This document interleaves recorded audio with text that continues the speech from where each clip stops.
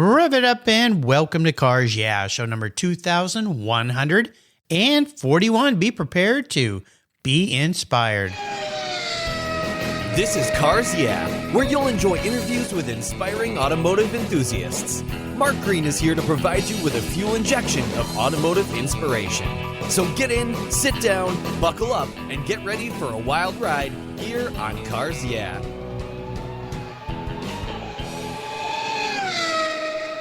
Hello, inspiring automotive enthusiasts, and welcome to Cars Yeah. Today I'm in Westminster with a very special guest by the name of Eric Monterastelli. Eric, welcome to Cars Yeah. Do you have any gear, and are you ready to release the clutch? That's right, Mark. Let's send it. All right. I love it. Lay some stripes, as they say. Now, before I give you a proper introduction, what's one little thing that people may not know about you? Oh, I feel like I live this, duality in my life, IT nerd by day and ultra car enthusiast by night. So it's a little bit of Bruce Wayne and Batman.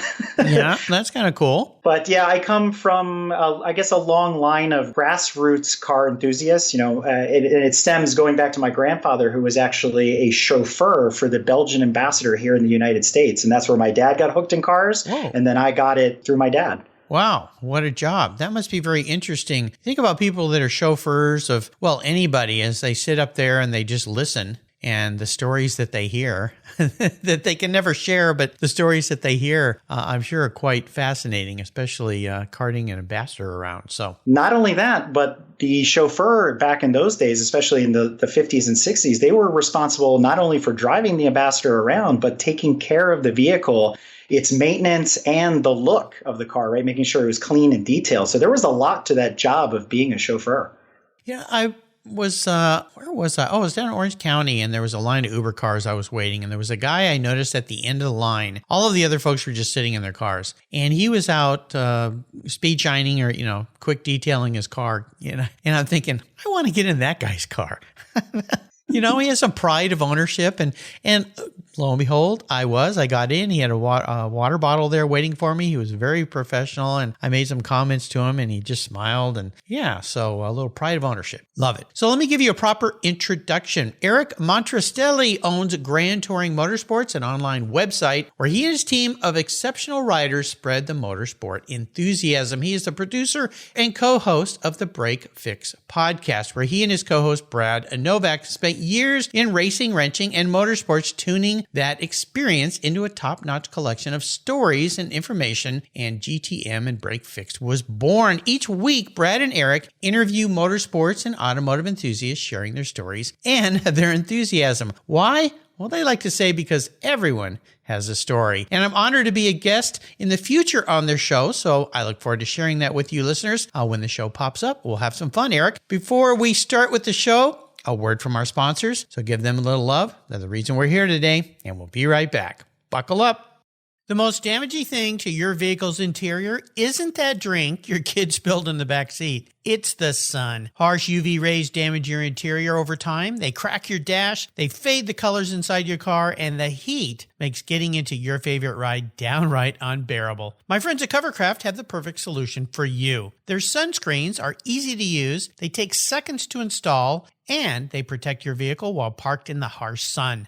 They fold up easily and store away for those times you don't want to use your car cover. I have one for every one of my vehicles, and you should too. They come in a variety of colors and options, feature an accordion design that makes unfolding and folding them up a breeze. Want to give a gift that keeps on giving? Buy a sunscreen for your family members and your friends. They're custom made and fit almost any vehicle. Check out covercraft.com for a huge number of styles, colors, and options that you're sure to love. And I've got a deal for you. If you use the code YEAH120, that's YEAH120 at covercraft.com, you get 10% off your Covercraft order. Go to covercraft.com and use the code YEAH120 at checkout, and you've got a deal. That's covercraft.com. Use the code YEAH120 at checkout. Covercraft, they've got you covered. Get your sunscreen today.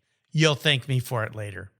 Last year, I changed my collector car coverage to American Collectors Insurance. But did you know they also insure your valuable collections of automobilia and other collectibles If you're like me, you've invested in a lot of cool collectibles over the years. Those items are valuable, and if you were to lose them in a theft or a fire, well, try to get your normal homeowner's insurance to pay you what they're worth. Good luck with that. American Collectors Insurance provides you with assurance and confidence that your collectibles are fully covered. They insure a lot of items, including automobilia, wine, baseball cards, books, figurines, die-cast models, model trains, glassware, sports memorabilia, toys, and a whole lot more. American Collectors Insurance, they've been protecting us enthusiasts since 1976. They provide you with an agreed value insurance policy backed by a long history of taking care of their clients. Give them a call today for your personal agreed value quote at 866-ACI-YEAH. That's 866-224-9324. Tell them you're a friend of mine, Mark Rains here at Cars Yeah, American Collectors Insurance. Classic car insurance designed by collectors for collectors. Automotive enthusiasts just like you and me. That's American Collectors Insurance.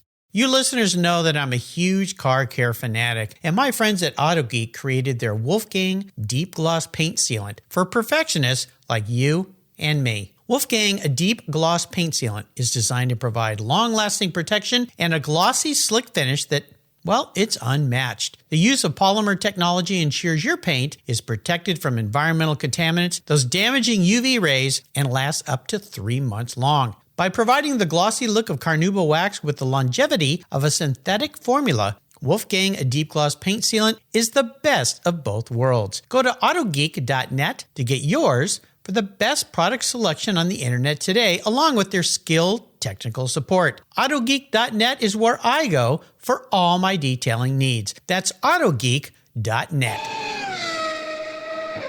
So, Eric, let's dive a little deeper in the corner. You mentioned in the intro that you were kind of a Bruce Wayne, one thing at night, one thing during the day. I want to touch a little bit on your day job before we get into Grand Touring Motorsports and Break Fix Podcast and why you guys started this. But what's your day job? What do? You said you're into IT?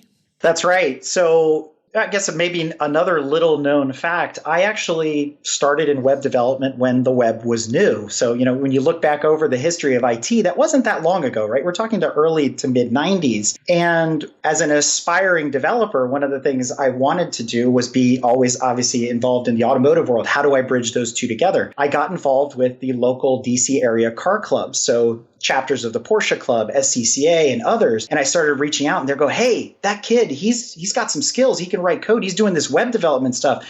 Do you want to run the club website, which we're now in the process of building? I said, sure, I'll try that. And like with everything, it's all iterative, right? You go through these cycles, you go through these periods. What we built in the 90s is very different than what we build now in the 2020s, way more complicated in today's standards. That said, that propelled me into those worlds. I ended up working for Audi Club nationally. I was the Porsche Club national webmaster for many, many years. Cool. So worked in those environments, and that allowed me to network with other people. That allowed me to meet a lot of other people and see different parts of the automotive enthusiast world from behind the screen, per se, from behind the curtain, and then learn, where did I want to take that? Where do I want to go with this? So I've always sort of tried to bridge the IT world with the automotive world. That got me into timing and scoring. I wrote my own software for that and supported many autocross organizations over the years. That also led to a passion for autocross, which then got me into time trials. And I've been a trialer for many years. That also led me into coaching. I've been a high performance driver's education coach for 10 years, but I've always found a way to give back, to drive back, but also loop in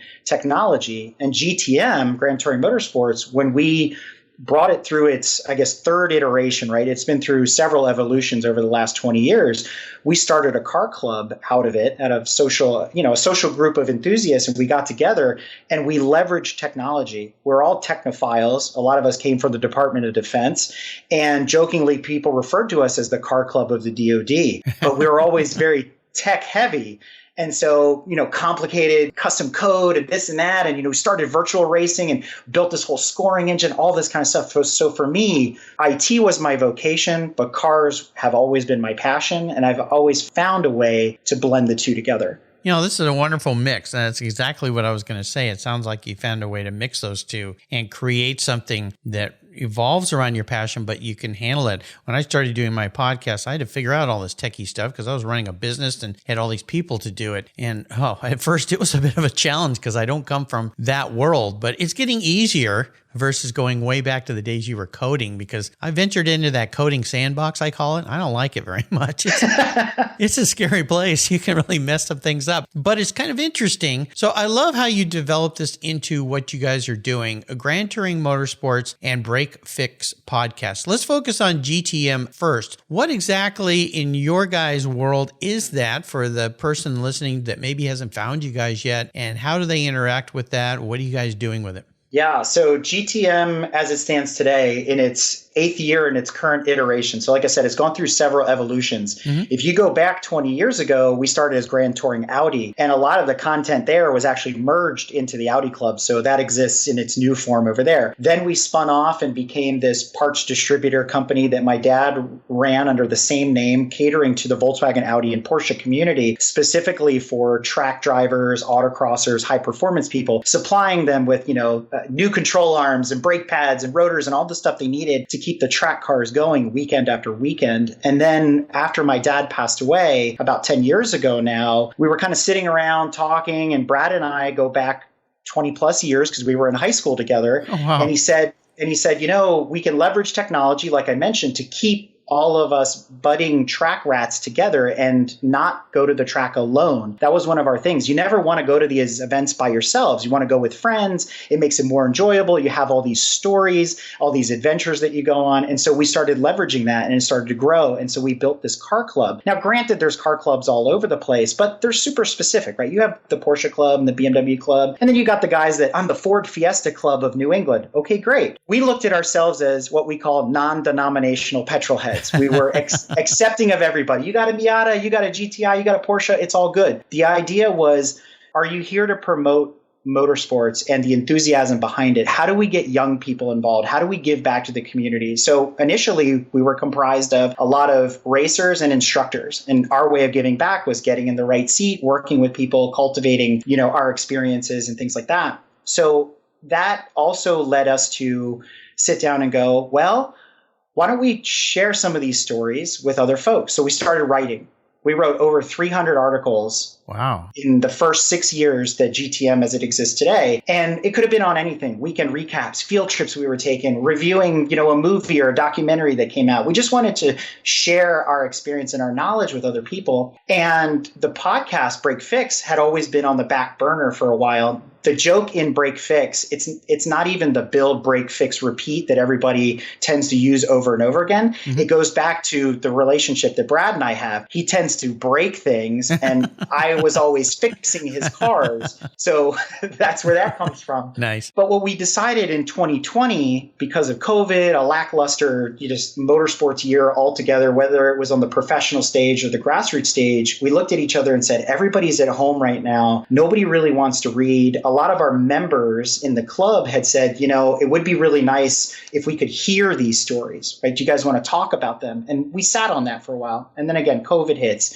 Brad looks at me and goes, you think we should do it? I'm like, yeah, I guess so. And then his next question was, do you think anybody cares what we have to say? And I'm like, I think they do. I really do. And obviously, we look up to folks like yourself as a mentor. You've been in this business forever. And we're like, yeah, we got to get these stories out there, because we realize that motorsports, especially on the grassroots level, is very transient. It's a sport of convenience, not necessarily of loyalty. And there's some great adventures out there. There's some stories that, hey, do you remember when Pat was talking about blah, or when this happened or that happened? And then 3 years later, people are going, what happened to Pat? Do you remember when Pat was coming to events? So again, we want to capture that. And so the podcast was born 2020. And we've been going strong ever since, just aggressively, getting these stories out there and getting them in front of people. Some of the things that I wish I knew, what Andy Pilgrim's background story was. Well, that episode's out there too, if that's what you're interested in. Right. It's fantastic. It's interesting how COVID so radically changed everything, but it did spur some growth in different areas. I saw a lot more unique downloads as we measure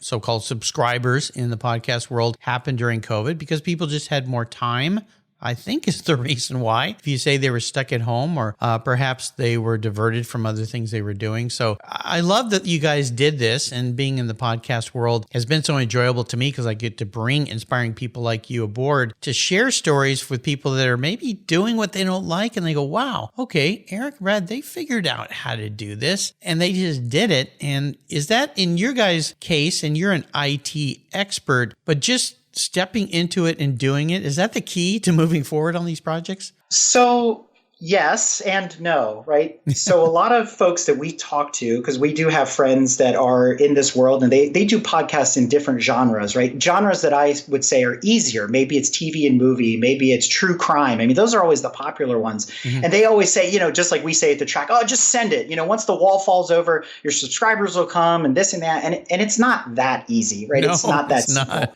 The hardest part, honestly, is the business development part. In the beginning, you get a lot of no's because who are you? Why are you? I don't know who you are. It's the people that took a chance on you. Those are our season 1 guests, right? Just like you have, I'm sure, in your long list of folks that have been on the show. It was harder in the beginning. Now, oh, so-and-so was on. Well, I'm friends with them. And it becomes that whole, system of everybody knows everybody. And it becomes easier. So the recording with the guests isn't the hardest part. That's actually maybe the easier part, is having that conversation. The next hardest part is after the fact. It's what you choose to do with the content, how you choose to relay the story, how you get it out there. Are you going to spend the time editing? That's for me where the technology comes in again. I enjoy that editing part. Brad calls it the editing magic. He's not as involved in that side of it as he is the business development side and doing the research into our guests and things like that. Well, that's because he might break it, if you let him do it. And I got to fix it, right? Yeah.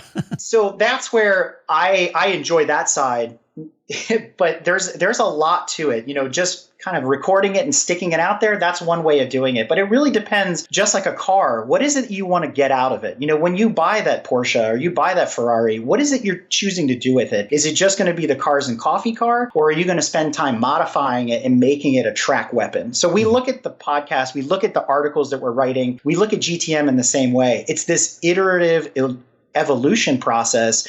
And it's the same mentality that we take when we're modifying our track cars. Yeah, it's very cool. I like the way all this is tying together, which is really, really nice. So if somebody wanted to be involved with GTM side of your business, do you accept people who have something they want to share and write? Does it work that way? Or do you solely write all the stories? So absolutely. We're always looking for people to come and contribute to, let's say, the media side of the house, which is going to be the journalism and podcast side. We're always looking for references. We're always looking for guests. If you're interested in coming and writing for us, we do have a small writing team. They're not as active as they used to be because a lot of the bloggers that we had have transferred now over to sub-series on the podcast, and they enjoy it as well. So you still see the Mountain View, which is run by one of our members. We call him Mountain Man Dan. We have the Drive-Through series, which my sister took over, which is our monthly news episode. Then we have, interviews with drivers and people in industry and things like that. There's always a follow-on article that goes with that. But there are other ways to get involved with GTM. So we also have what we call the Clubhouse, where you can become a member of GTM and mix it up with other track rats, autocrossers, rally drivers, and these folks. So if you're looking to go to an event, especially here on the East Coast, because we travel far and wide, and you're like, hey, I'm going to be at Carolina Motorsports Park. Anybody from GTM going? Yeah, we're going to be there. Let's all paddock together. Let's share resources. Are you bringing the jack? Oh, I've got the cooler. All that kind of stuff. You can also contribute into another product that we have called NIMSA, which is the National Motorsports Safety Association. So if you're a sanctioning body, you want to get your rules out there, you want to share, we've built this single resource for different disciplines of motorsport where you can share your rules, your regs, lessons learned, things like that, because we do want to continue to perpetuate safety in motorsports. And there's a lot of different disciplines that are not up to par with others. There's a lot of difference between, let's say, dirt track racing than there is the time trials world or HPDE or autocross. So we're trying to normalize all that, get the information out to people in a central resource. So if you nerd out on that kind of stuff, we're looking for that. We also have another product that we put out there called Paddock Pal. It's a trackside assistant. The idea there is to correlate all this data together, not only just, how to get your fastest lap time, how to attack turn one at Summit Point, it's about the experience, right? When I go to VIR, I go to Watkins Glen, what are my expectations? What are the amenities? What's the camping like? What are things to do when I'm there for the weekend? Again, spreading that enthusiasm, because it's not just us going by ourselves or with our friends. It's our wives, our kids, our spouses, our significant others. What do we do with them when we're in the middle of Watkins Glen, New York, right? What are there things to do other than watch the cars go around and do laps? So we've got other things like that where people can get involved in our organization. So whether you want to be a writer, you want to be in the club, you want to participate in safety, you want to work on Paddock Pal, we've got something for everybody. So my question is, when the heck do you sleep? Not very much. Wow. I mean, holy cow. You guys have so many parts to this magical machine here. Lots of gears and valves going up and down and pistons and all this kind of thing. Very cool. We're really proud of what you're doing. I mean, an immense amount of work and pieces. But the best part is what I've learned after 8 years of being a podcaster is it really is about the people. Yes. Cars are just the catalyst. So I like to ask my guests about driving inspirations, people who are key mentors, influential people in your lives that have helped you become who you are today. Is there somebody like that in your world? I'd like to thank the Academy. Yes. Oh, my fellow podcasters. Exactly. Obviously, I thank my parents for instilling a hard work ethic in me. I mean, I come from an immigrant family, so we've always had that roll up our sleeves tenacity. If something needs to get done, you buckle down and you do it. So I bring that to every project that we work on, whether it's in my personal life or if it's within GTM, things like that. But if we just focus in on the podcasting community alone, I'd like to give some shout outs to a couple of people that I'm very thankful for working for. Obviously, we look to you, Mark, at Cars Yeah, as an inspiration. You're the godfather of these car-related podcasts. Well, I don't know about that, but I'm very kind of you to say that. Thank you. But on top of that, I look to our friends Steve and Izzy out in California who run Everything I Learned from Movies, right? They have been on the air for many, many years like yourself, and they came to our rescue and said, this is how you guys do it. This is how you get it done. We don't know the car world, and every time we need help or we ask for something, they're the first ones to say yes, and they've been awesome. A shout out to Brian Stever over at Take Two Podcast. We went to school with him as well, and he started many years ago, and he was one of those people that said, guys, stop overthinking this. Stop being the analytical engineers that you are. Yeah. Knock the wall over and get it done. I also got to thank Don Weberg over at Garage Style Magazine. He's been a huge influence. He knows a lot of people, and he's a great resource when it comes to, getting over the writer's block. How do you talk to these people, things like that. And an inspiration as well for me has also been Chuck Bennett over at Zymol. I mean, talk about a parallel story in a way. He started in IT. He found his way out. He was able to become a scientist and become passionate about car care and things like that. And I look up to Chuck. His story is inspirational, and we have it on our show. And I want to be like Chuck, right? I want to figure out, how do I stop doing IT? How do I do this car thing for real, as my day job and things like that. So those have been people that have been extremely influential in the last 2 years, getting us off the blocks and getting us to where we are now. Very nice. Well, both Don's a friend of mine, and Chuck as well. I've known him way back when I was at Grails. We competed, of course, against Zymol, but they started before we started Grails Garage and developed the car care line. And yeah, he developed a very interesting, unique brand, really kind of a masterful job, what he did with how he put his product into a special container, made it very unique and special and all that. So great to have wonderful people around you. We're going to take a short break and thank our sponsors. We come back, I'm going to ask you about what I call the challenge question. So keep your seatbelt cinched tight and we'll be right back. Jim Canova is a past guest here on Cars Yeah, and he's detailed over 8,000 vehicles. And that kind of professional experience leads to innovation. He was tired of uncomfortable stools and creepers and being down on his knees when detailing cars. So as a result, Jim thought, you know what, there must be a better way. And he invented the Bumby seat. His unique design gets you off your knees and your bum onto a far more comfortable seating position for all your low-level automotive detailing. The Bumby seat, with its patented full flat design, allows you to adjust your position to the task at hand. Convenient side trays hold your car care products, tools, cloths, or a tasty beverage. Built for the toughest driveways and garage tasks, the Bumby seat has wheels that roll easily over almost any surface, and it makes a great around-the-home adjustable stool for hobbies, yard work, or take it to the car show. The full flat design makes storage a breeze.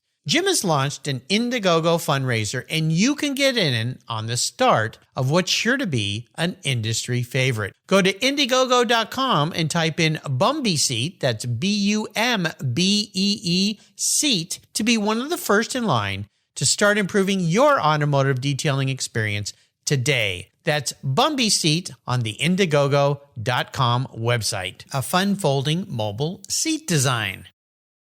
If you're listening to this program, there's a pretty good chance you believe what I believe, that the collector vehicles we love are more than just a means of getting from one place to the other. They're a part of our culture, our identity, and as a people, they bring us together at vintage races, classic car auctions, and 1,000-mile rallies. That's why I support the RPM Foundation, which exists to ensure that the critical skills necessary to preserve and restore these important vehicles aren't lost to time. RPM stands for Restoration, Preservation, and Mentorship, and their goal is to inspire the next generation of vehicle restoration professionals through its outreach programs. And they include Shop Hop, Off to the Races, the RPM Future Class, and many others. These programs engage talented young people across the country and connect them with mentors and a variety of opportunities in the industry. For more information on how the RPM Foundation is driving the future of collector vehicles skill trade, visit rpm.foundation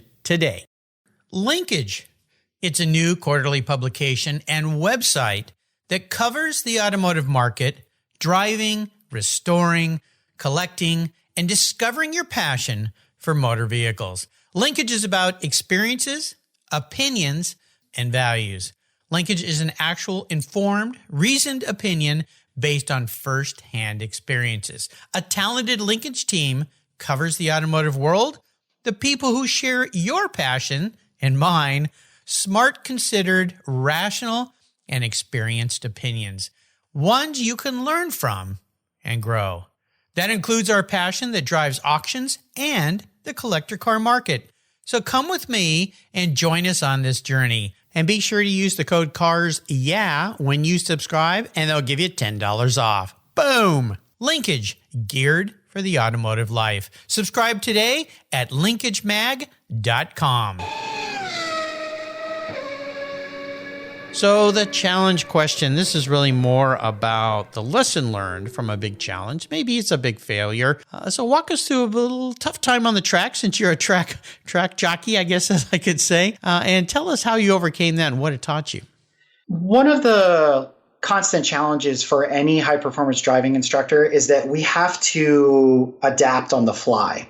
And what I mean by that is we're presented with all different sorts of people that come from different maybe disciplines of motorsport or have zero experience, what we call never-nevers, weekend after weekend. So you don't know really ahead of time the type of personality or the type of person you're going to be sitting in the right seat with on that, Saturday morning or Sunday. I often joke that, I go into any track weekend with the Klingon battle cry, today's a good day to die. But that's how I psych myself up. But in reality, what I've learned from my students is how to become a better educator, how to become a better communicator. And that translates into other things, being super concise. You don't have a lot of time on track.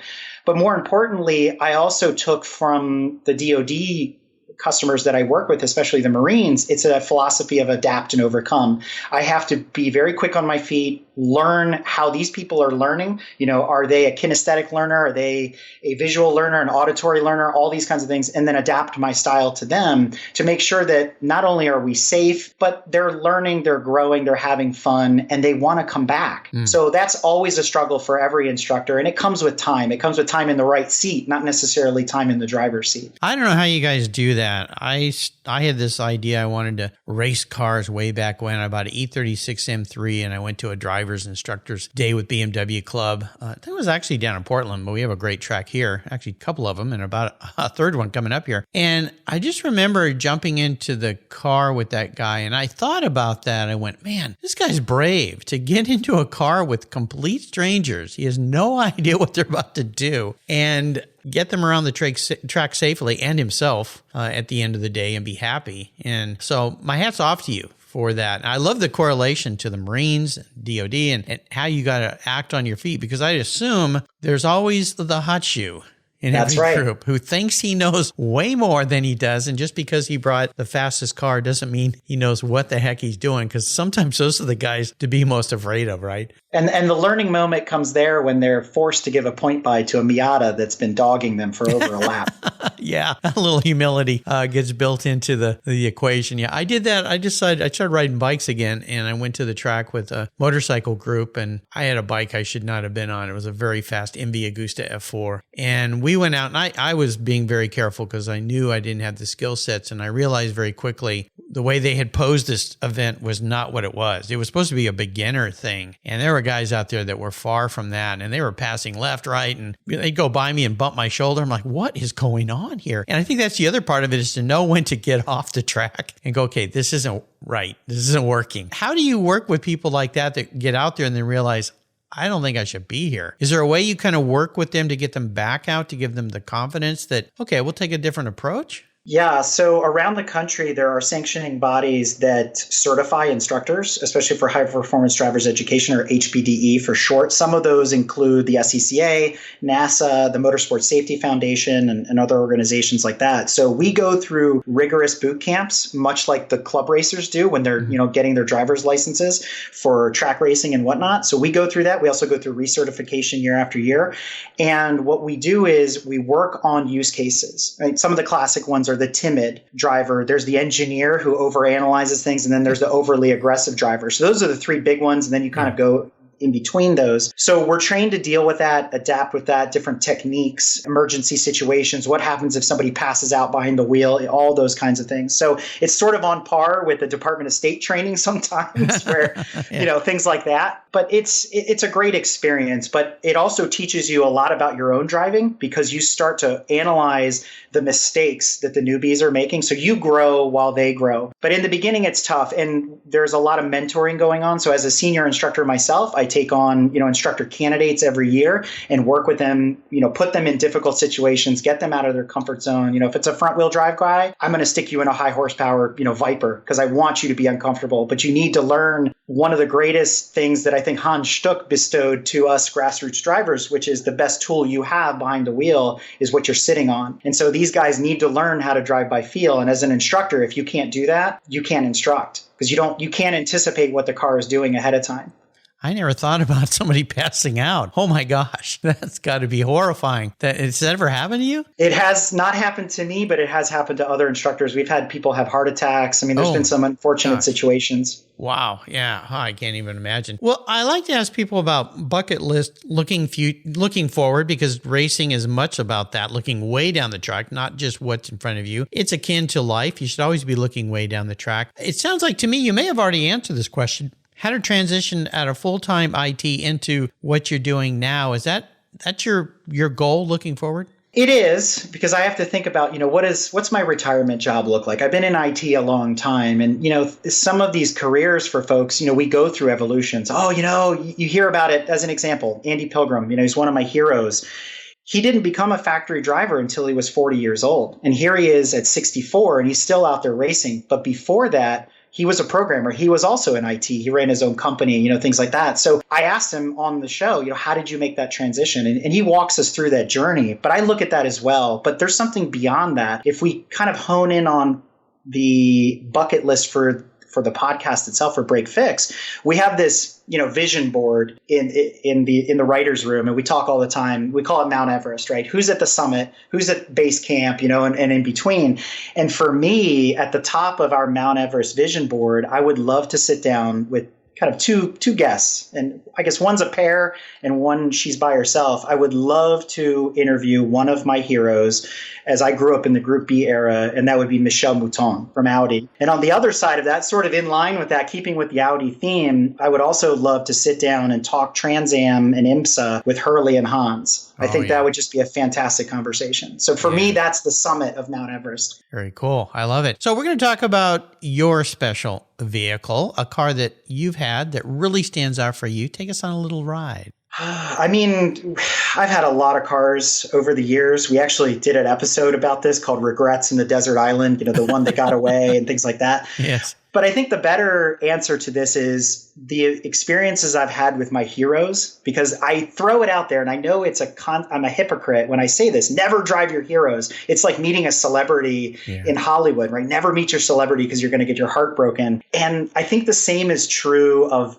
some of the vehicles I've owned and the vehicles I've driven, because I've driven a lot of them. And I'll start with one I owned. When I was in college, I drove an 83 Audi Quattro Coupe, right? A UR Quattro, right? Yeah. Homologated rally car, the only one in the state, I think, things like that. And it was, it was a head turn. People ask me all the time, why are you driving that old car? And I'm like, just look at it. It's super cool. Yeah. But it came with its gremlins. It came with its shortcomings. The fantasy I had of the car that Michelle drove, up Pikes Peak was not the car I was driving every day. It was riddled with issues, things like that. And I, never drive your heroes. And then here I go, smoking in Bandit Trans Am, 930 turbos, Renault Turbo 2, Vipers, and I'm like so excited to drive them. And I walk away from them and I go, oh, that was just a regrettable experience. So those are the special vehicles. Yeah. Oh, well, yeah, exactly. Yeah. And those old Audis, we had one in our family. Oh my gosh, what a horror. They've come a long way now, but it was a 100 LS my parents bought. It stranded us in the middle of the desert over Thanksgiving. Oh, it was terrible. So I'm going to be your car psychologist. I'm going to crawl into your skull a little bit here, Eric. If you were reincarnated, pun intended, manifest as a vehicle, not what you want to be, but how you perceive yourself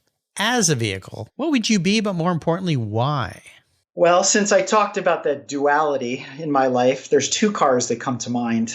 One of which is a car that has kept me passionate about cars for the longest time. Ever since it was introduced, the Ferrari F40 has been that car. It's the poster on the wall. It's the temptress, right? It's what has kept me excited. It's just so raw. It's just so perfect. I mean, people will take issue with it. Oh, well, the F50 is better. Oh, well, the Enzo, the FXX. But the F40 is what started it all. And I kind of look at it, it built the new empire of Ferrari, right? It's that point in which everything changed. Yeah. They were building cars to a certain point. The F40 came along and so on. So I look at it as a representation of my life as well. Like we're talking about it now as that evolution from the IT nerd doing web and working with the car clubs. And now here we are doing the podcast. So the F40 is that point for me. But then I also see the other side of it. And I'm very much like the DeLorean, where it gets your attention. Everybody talks about it, but sometimes took too long to get there. It was overcomplicated. It was this, it was that. There's mystique, there's story behind it. And so I view my life in the same way, right? It took a minute to get there. There was a struggle to get there. There was a lot of things that built up and culminated to that moment to when the DeLorean was born. And then there's the ethos behind it. So I see myself in both camps in the same way I see myself in two different camps in real life. Very interesting answer to that question, but I like it. It makes a world of sense. Yeah, the F40. Yeah, be careful. Never drive your heroes, as they say. Exactly. So, yeah, exactly. So how about a great read, a great book? You're a writer, so I assume you probably like to read. I do. And we've interviewed a few authors on the show. And one of the books that has taken me aback, I mean, I could list off things like Colin Chapman, The Man and His Machines by Cromback. Fantastic book if you want to get under the hood of Lotus. On a Clear Day, you can see GM, right? The story that John DeLorean dictated to Patrick Wright about what was going on behind the scenes at GM in the 70s and why he left and started DeLorean. Great read. You've got The Unfair Advantage by Mark Donohue, things like that. But another book that really stood out and the author was a guest on our show was Little Anton, which is written by John W. Warner IV, famed for being the son of Senator John Warner from Virginia. His stepmother was Elizabeth Taylor, all the things behind that. A real life Bruce Wayne, if you think about it. Yeah. But the story he crafted around the Porsche family, bringing in these aspects of these, fictitious characters and blending in Hans Stuck Sr. and what was going on during World War II and all these kinds of things. He created this entire world in a series of 4 books, and it's absolutely captivating. And if you're in any sort of way a historian or an automotive enthusiast, it brings it all together in not a dry way, in an exciting way. It's like this Indiana Jones type of tempo to the books, and I can't recommend that enough. So check out Little Anton. And there's also a podcast that goes along with that called Beyond Little Anton, and you can hear from John Warner's perspective, why he wrote the book, how he developed the characters and all that. And then we featured him on our show as well. Very cool. I've had hundreds of authors and over 2,500 books recommended. Nobody's ever recommended that book. So bravo, Eric, for bringing something new to the Cars Yeah recommended guest list, book guest list lineup. I love it. So I'm going to enable you to go on the ultimate drive. This could get a little scary. I'm going to buy you any vehicle. You can take it anywhere and you can be with anyone, even somebody who's not with us anymore, which opens up a world of interesting options. Where are you going to go? Who are you going to go with? And what are you going to be driving? All right. So we're going to go to Brands Hatch in the UK. Nice. One of my bucket list tracks. And who will be with me? Sir Jackie Stewart, who is still alive. He's still with us. Yep. What will we be driving? It's a toss-up between the original Renault Sport Clio or the new Megane RS, because I have to drive a French car at some point in my life. And I would be driving, not Sir Jackie Stewart, and I would appreciate it if he was coaching me. And at the same time, we would be talking about his origin and things like that. And the reason I picked Sir Jackie Stewart is early in my coaching career as an HPD instructor, I happened upon an episode of Top Gear where Sir Jackie Stewart was coaching James May, and it all clicked for me at that moment. I learned a lot from that. I picked up a lot of his style. I call that my Sir Jackie Stewart mode, especially when I'm working with advanced drivers. He's very direct. He's driving the car from the right seat. I love that. I don't do that with my beginners, but I would love him to coach me at Brands Hatch, on his turf in a French car.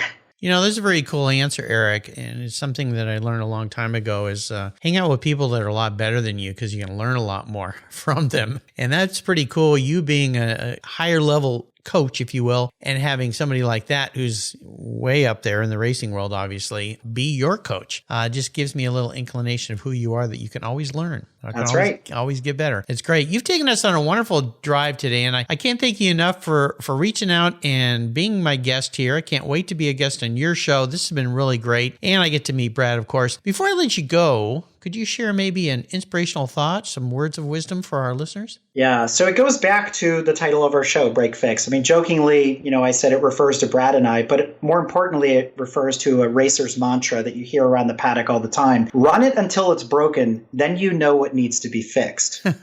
And people are like, what do you mean by that exactly? And it's actually something that I've translated for my daughters. And I tell them all the time as they're growing up, stop being afraid of what could go wrong and start being excited for what could go right. So if you compare those two phrases, they're exactly the same thing. And so that's why we tell people all the time, just go out there and send it. Have fun. Safety first, learn. The speed will come. It's all a building process. It's all a learning process. And to your point from before, I'm very much about never stop learning. So if I could pass on one piece of wisdom, I think it's those two things, the racer's mantra or the other one, because you can incorporate that into your everyday life, into your career. Stop complaining, stop worrying, stop stressing about so many things that could go wrong. The things that are keeping you from being successful.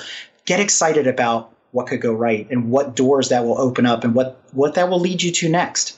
Powerful words of inspiration. Yeah, absolutely. Not easy to do, but it's doable. And just knowing you can do it is what makes the difference. I love it. Fantastic. How can people learn more about Grand Touring Motorsports and Break Fix Podcast? So really easily, you can jump over to www.gtmotorsports with an S. That's G as in grand, T as in touring, motorsports.org. Or you can search for the show, Break Fix, by either Grand Touring or Break Fix on all your favorite podcatchers or music apps, whichever you prefer.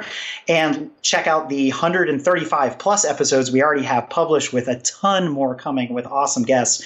We're also supported by way of Patreon. So if you're looking to help us out, you were talking about giving back and being involved in GTM, you can find us on patreon.com/GT Motorsports. I love it. Podcatchers. Is that what you said? Podcatchers. Podcatchers. Yep. I like that. Very cool. I want to do a shout out. Thank you to our mutual friend, Don Weberg, for introducing me to Eric. Don, hey, thank you. Don, I've known for a long time.